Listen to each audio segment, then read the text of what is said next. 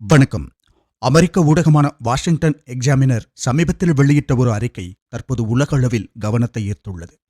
அந்த அறிக்கையின்படி இந்தியாவின் முன்னேற்ற பயணம் நம்ப முடியாத அளவிற்கு வேகமாக முன்னேறிக் கொண்டிருக்கிறது என்று கூறப்படுகிறது.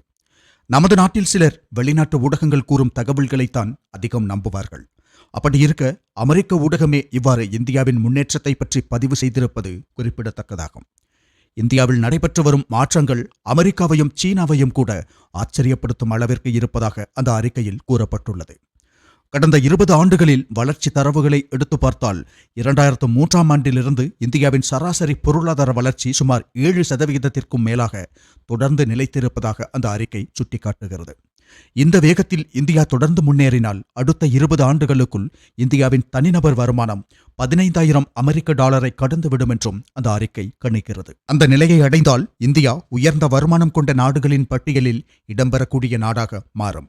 அந்த கணிப்புகளை நரேந்திர மோடி முன்வைத்துள்ள விஷன் 2047 திட்டத்துடன் இணைத்து பார்க்க வேண்டியதாகவும் அந்த அறிக்கை குறிப்பிடுகிறது. 2047ஆம் ஆண்டு என்பது இந்தியா சுதந்திரம் பெற்றதற்கு பின்பு 100 ஆண்டுகள் நிறைவடையும் காலமாகும். அந்த ஆண்டுக்குள் இந்தியாவை முழுமையான வளர்ந்த நாடாக மாற்ற வேண்டும் என்பதே நரேந்திர மோடியின் இலக்காக உள்ளது. அந்த இலக்கை நோக்கிய பாதையில் இந்தியா தற்போது முன்னேறிக் கொண்டிருக்கிறது என்றும் அமெரிக்க ஊடகமான வாஷிங்டன் எக்ஸாமினர் தமது அறிக்கையில் பதிவு செய்துள்ளது. பல நாடுகளில் பொருளாதார வளர்ச்சி ஒரு கட்டத்திற்கு பிறகு மந்தமாகி நிற்கும் மிடில் இன்கம் டிராப் என்ற பொருளாதார சிக்கலில் சிக்கிக்கொள்ளும் நிலை உருவாகியுள்ளது. பிரேசில் மற்றும் தென்னாப்பிரிக்கா போன்ற நாடுகளுக்கு அந்த நிலை ஏற்பட்டுள்ளது.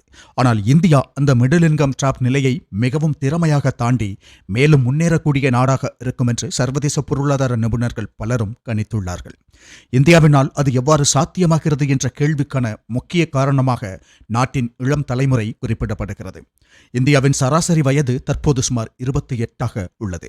அமெரிக்காவிலும் சீனாவிலும் மக்கள் தொகை அதிக வயதான நிலைக்கு நகர்ந்து கொண்டிருக்கும் நிலையில் இந்தியாவில் ஒவ்வொரு ஆண்டும் கோடிக்கணக்கான இளைஞர்கள் வேலைவாய்ப்பு துறைக்குள் புதியதாக இணைக்கிறார்கள்.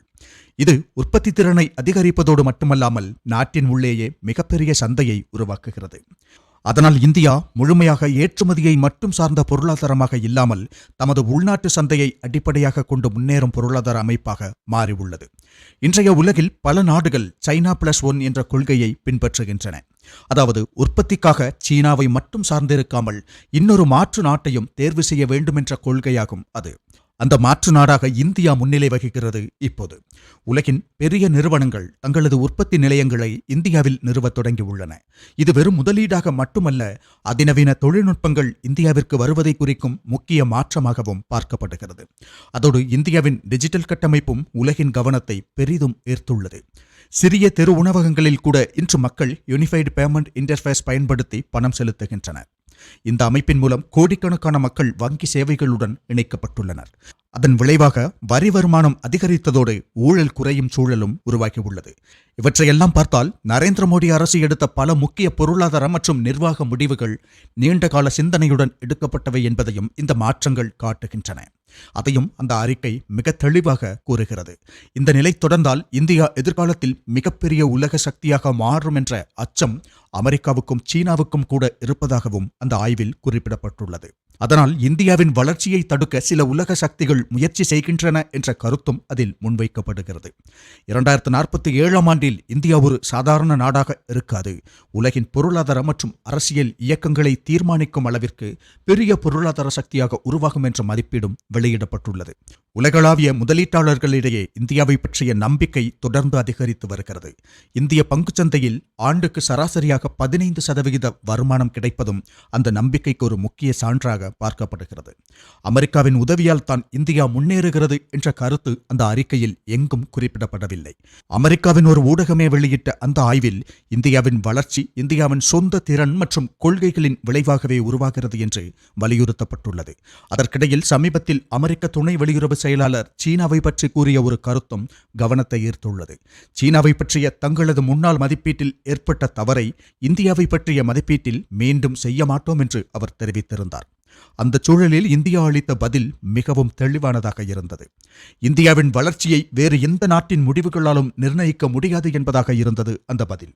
இந்தியாவின் எதிர்காலத்தையும் வளர்ச்சியையும் தீர்மானிப்பது இந்தியாதான்.